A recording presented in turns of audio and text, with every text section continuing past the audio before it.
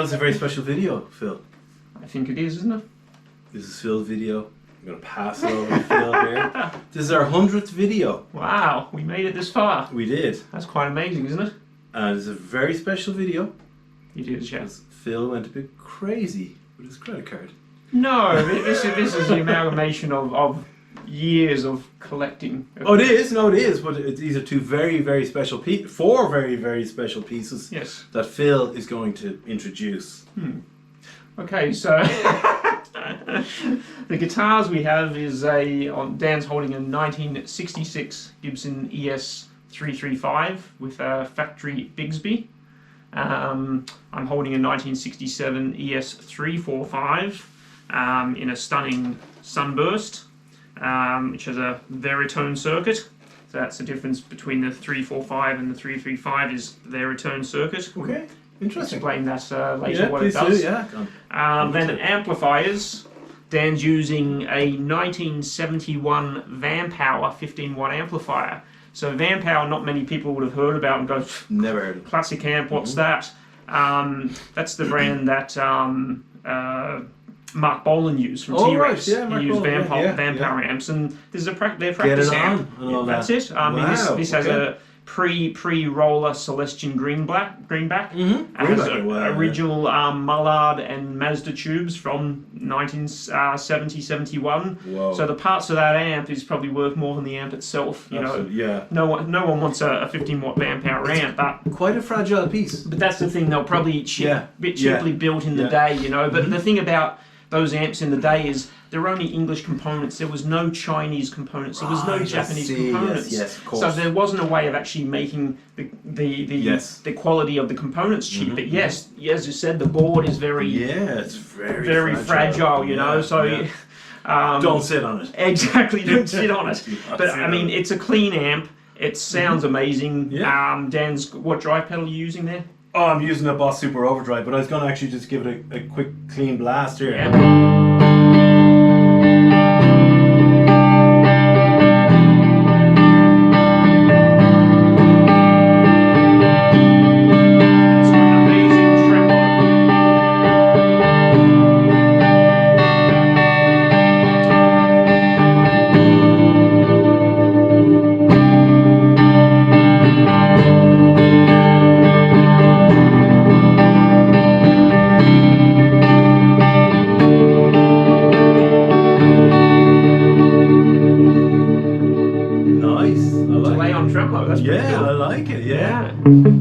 Right. So behind me is this is a 1964 Fender Tremolux amplifier. It's a piggyback, what they call a piggyback amplifier, where the head sits on the cab and you have these little screws that screws the head down. This is the head and cab version of the famous Vibrolux amp. And it had a famous owner, kind of relatively famous owner. Apparently so. Yes. Kind of like a show band member. Show band here in Ireland. The lead guitarist owned this.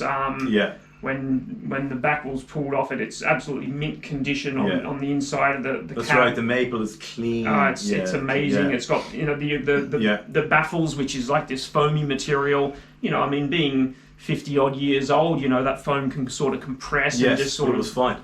And in mint condition. Wow. The amps had a couple of little repairs. I saw there was two paper and oil capacitors put in. We had to put a new octo coupler in. Do you know what that is? You're taking far too much credit. That is the device which gives you your vibrato. Okay. So if we use the vibrato, or they call it tremolo. Yeah, let's hear it. So you'll get that little. Yeah. They were big into this vibrato thing.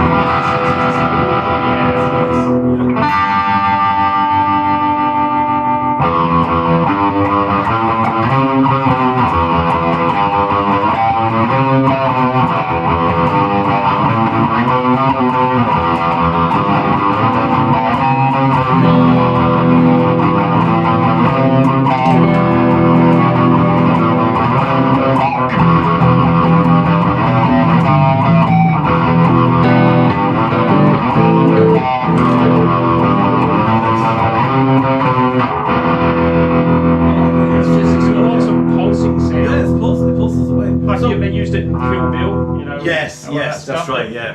Yeah, it's just an amazing sound. Now, obviously, this Tremolux is also a clean amp.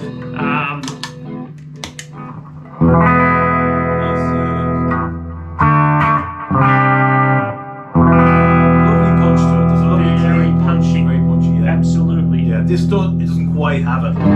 It's good, but yours really hits it. Yeah. A bit more punchy. You know, it's got a cool little feature on the amp. You've got your 2 channels. You've got your normal channel and a vibrato channel. You can do like the Marshalls and put those 2 channels together, bridging them by using the inputs there to get a bit more of a, you know, deeper sound. But you have this little switch, like a bright switch, which is pretty cool. So if you've got humbuckers, you know, and you find they're a bit muddy, you can use the bright. Oh, okay. Yeah. You know, so it's like a little tone sort of thing. Yeah. But very basic. I mean, you've got treble and bass. There's no mids in this, you know, most of your Marshall amps will have your mids. Yeah. But I mean, this is one of those classic amplifiers, you know, which everyone drools over. So, you know, I'm very happy with it. I'm just using two drive pedals with it. I'm using it's a Fedric Effects Blue Monarch, which is the Blues Breaker style pedal. They're an English company, are they? English company. Yeah. It's a you know, Federica. What is it? Fedric Fedric Effects. Okay, Fedric. So, you know, it's like the Blues Breaker Marshall pedal they brought out, and then you've got King of Tone's got the Prince of Tone, which is their version of that. Well, that's their version. Right, yeah. They're handsome pedals. They're really well made. I think so, yeah. And then I have the Tony Iommi Black Country Customs, which is Laney. That's his treble booster. Yes, that's right. And it just adds a bit of bite. So if I just put on the Blues Breaker, it's a real amp sound, you know. It's not overly distorted. Yeah. You know, it's a low distortion. Add on the treble booster.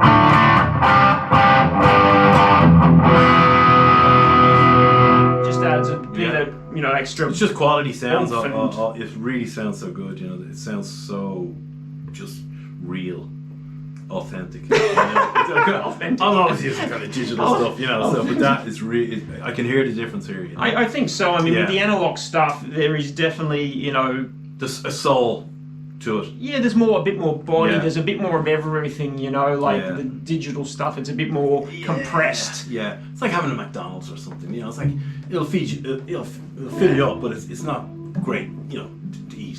Absolutely, yeah. Compared to like this, like a 10-ounce steak here. Yeah, it's beautiful. The sounds are beautiful. Yeah, really nice. Absolutely. Now I'm converted. Brilliant. Yeah, I'm converted. Okay, so these guitars, I just want to talk a bit about the sort of late 60s Gibson guitars, or especially the ES series.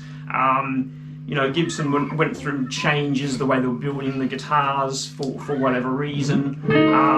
These are probably a great investment instrument at a cheaper price. I mean, if you look at like a 1962, 63, even 64, which is the one that Clapton used, 335, you're paying, you know, 25 grand for one in these conditions. It is stunning. As soon as you go to 66, they started to change things. Well, 65 was the first thing they changed. Right. 65, they took away your stop tailpiece, and they had the large, like this one, this tailpiece, or the Bixby. Yeah. So the stop tailpiece was taken away. In 66, the headstock angle changed from the Gibson 17 degree to the 14 degree, which is what Epiphone uses now. Right. Now we don't know, you know, whether Gibson just did it to save a bit of wood from the angle, you know, so they're still using the one piece of wood, or whatever reason, but they changed that.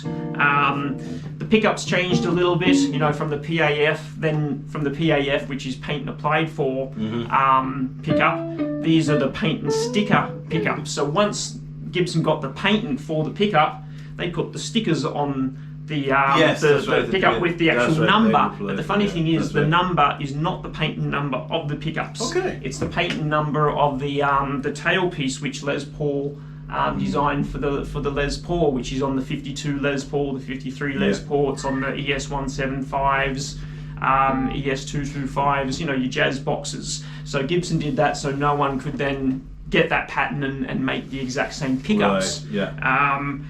So yeah, little changes in the pickups, but again, these are probably the closest guitars I'll ever have to a real PAF. I mean, they're fine sounding guitars. They sound a bit different. Like I noticed the 66 just sounds a bit more, there's more bottom end and this has a bit more top end. Yeah, okay. I mean, it's like... Is it a kind of a brighter guitar because of the woods in it? Or the woods are exactly the same. But look, I mean, pickups... From pickup to pickup back then were never the same anyway. So, you know, if you put two PAFs, they're going to sound different. Yeah. I mean, I think they're great sounding pickups. The 345 has got a different feature.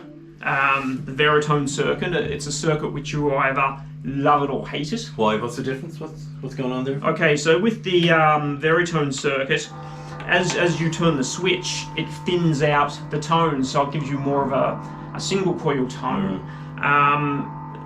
This guitar has been changed to mono.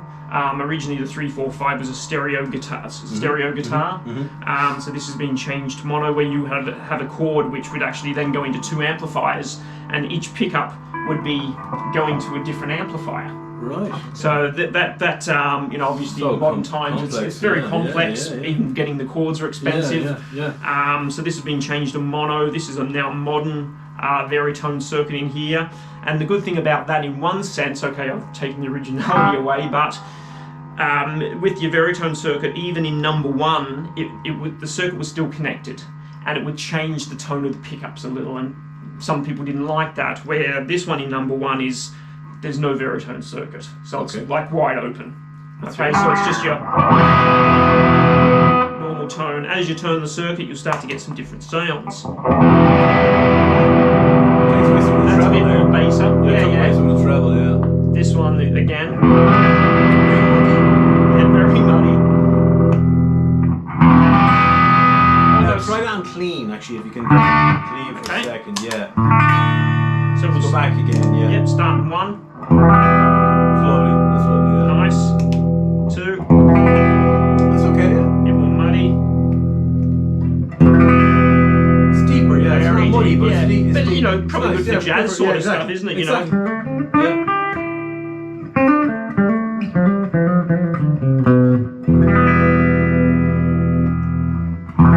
This one sounds a bit quacky. It is quite quacky. Even though on this one, your pickups are out of phase. So out of phase. That's nice. Yeah. But a way to take a out of phase guitar in the middle position back into phase is you're both on 10. If you turn one down to say 8, so it takes that out of phase away. Okay, so we go back to number 5. It's getting quite thin now. So it's almost single coily. You know? In the treble doesn't sound great. Probably in the neck pickup sounds a bit nicer. So I mean, Gibson neck pickups can be a little bit muddy. Wow. All the body's just gone. All the body's absolutely gone. Yeah, it's totally...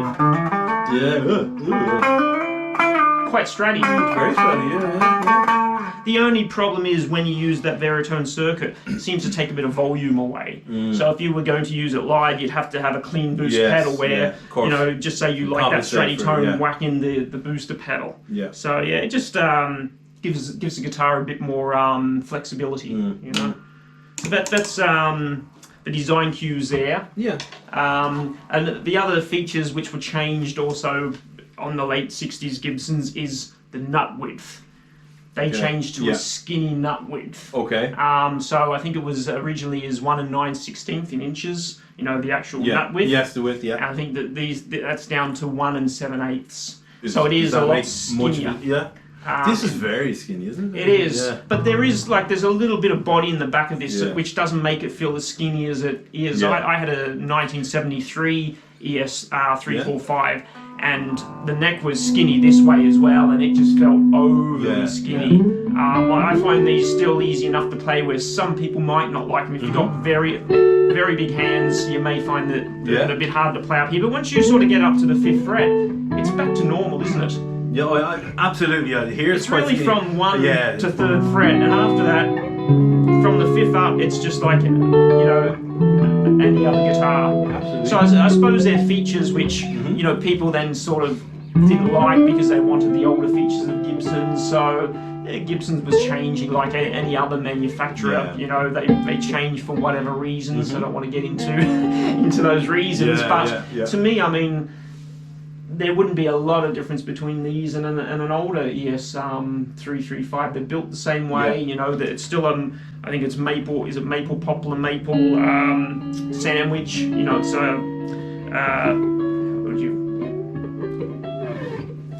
you know, it's the 3 pieces of wood rather than being solid wood. It's plywood. Sorry, ply. Plywood, So it's a 3-piece ply body, like your old jazz boxes. That's how they were built.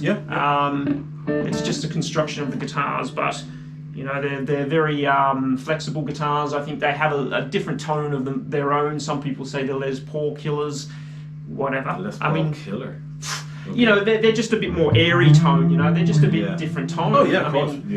It's totally different to play. Obviously, the feel of them, but great guitars. So. Well, I remember when I first played this, I actually picked it up and started just playing it. You know, and it just had a lovely kind of body to it. Which you just don't get in some of my guitars. You know, it's just very full sweetness to it.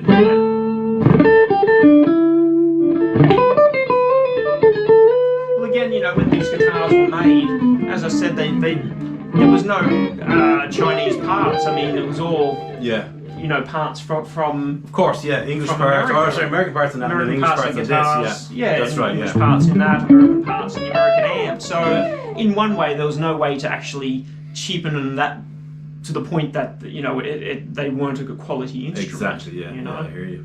No, it's beautiful. It's just, I gotta give it a little test drive here while I'm here. And I must say, the Bixby is very stable on that. A lot of people say, oh, Bixby, as soon as you touch and the whole guitar goes out of tune. Absolute nonsense. Okay,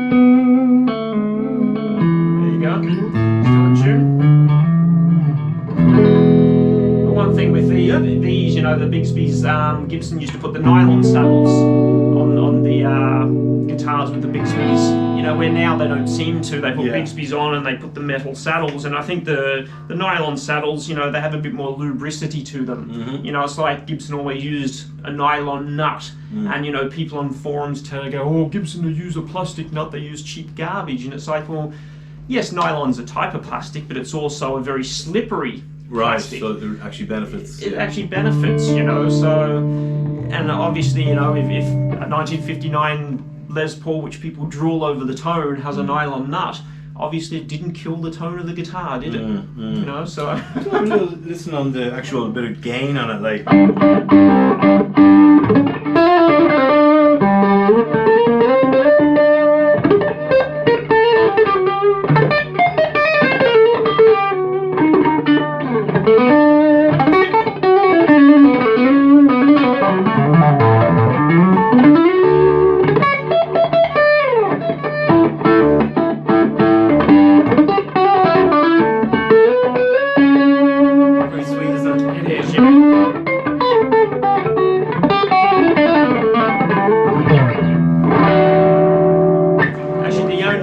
Construction-wise, the difference really between these and your earlier Gibsons is your earlier Gibsons had the, you know, South American Honduras sorry, that was a Honduras mahogany, the rosewood boards. Right, yeah, the boards on, the South American rosewood boards, where this I think is they changed to the Indian rosewood. Now, is that Indian rosewood there as well? Yeah, these are the same. So I you know, personally, I don't think you can tell the difference. There's people who will tell you they can. They always go on about South American rosewood, like it's serious stuff. Exactly. Right? I mean, look, if you want the closest if you want a closest you know, reproduction to a 59 Les Paul, because that's the tone you want. Yes, you want to build it as close as possible, but is it sonically going to make a difference? No. I personally don't think it does. You know, I've had 50s juniors, I've had quite a few 50s Gibsons, I've been lucky enough. I don't think it makes a difference. If you think it does and feel it does, that's great. But personally, you know, manufacturers are always going to have changes on what's available at the time. But I'm just amazed I'm holding it. Gibson from 1966, was it? The 66, yeah. Yeah, 66. Yeah, I mean, even that red Yeah, it's cherry actually finish. gorgeous. I'm trying to show it off here. It's actually quite beautiful, It's, isn't it? it's Yeah. very deep. It is an deep, absolutely beautiful ruby red. nearly. Yeah, Yeah. it's beautiful, gorgeous, stunning. Well, Phil, you could do worse. You could spend money on worse things, I think. Well, that's it. I mean, look, you know, they're an investment, and they're something you just enjoy to use at the time, you know. So it's like all the vintage gear. Like, it's just different. I'm not saying it's any better or any worse than modern equipment. It's just different, you know. And it has a different sound to it. I definitely think the older amplifiers do sound a little bit different. But hey, you know, the older stuff is just probably more about investment and enjoying something cool. Yeah, definitely. Enjoying something cool, which they don't make anymore. You know, they don't make them exactly like they did. So, you know, it's just that bit of cool factor.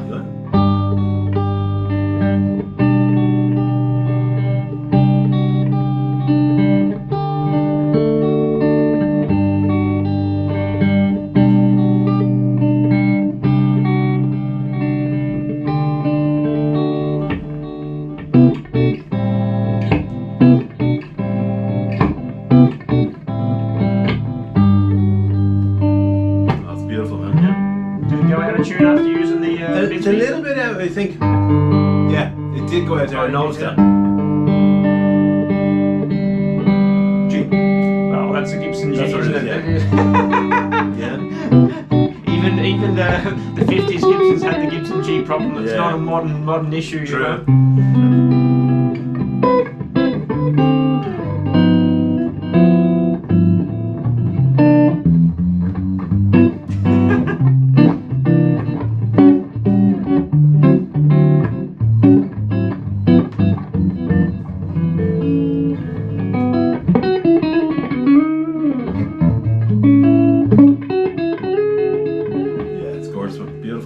Plays so well. Oh, the action is amazing on these guitars, it really is. And I've got quite light gauge strings on these, like, you know, back in the 60s people were using heavier gauges. Right, okay. Like acoustic kind of 13s or? Well, you know, from 11s to 13s, you know, more sort of thicker strings. Would that be bad for neck on these? Not really. Look, you've got a metal rod in these. The necks are very solid on the instrument, really. It's just the way they did back then. They used thicker strings. A lot of people say you don't use the thinner strings on Bixby's. They're probably, you know, not as stable. But again, I don't use the hell out of it. I just give it a little twang. Twang. Exactly, yeah. Twang. But you know, I still find it very, very stable. Yeah, that's beautiful, man. It's a beautiful piece. Really gorgeous. I mean, we're holding a lot of money here, I guess.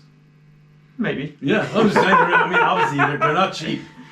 No, they're not. These are true vintage instruments. They are, yeah. But as I said, I mean, it is that sort of, you know, if you compare the sort of later 60s Gibsons, they're not as expensive as your 50 counterparts. So, you know, and of course not the 50s. I mean, all guitars are going up in value. So at the end of the day, I still think they're a great investment opportunity if you can afford them. Look, it's just the cool factor of being able to play something old and it really does sound fantastic. When you even play a simple chord, it resonates. It's amazing, and with the distortion as well. Throw on that distortion a little bit, or gain, should I say? More like a gain, isn't it? I wouldn't say distortion per se.